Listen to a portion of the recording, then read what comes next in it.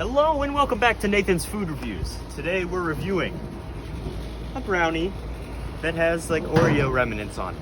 So I'm pretty excited about this. I think it'll be pretty good personally. Chewy, Jim. All right, so back to me. Let's get this done. All right, so appearance wise, it looks very good. I can't lie. It's like a basic brownie. We're gonna give it a bite though. Ready? 3, 2, 1.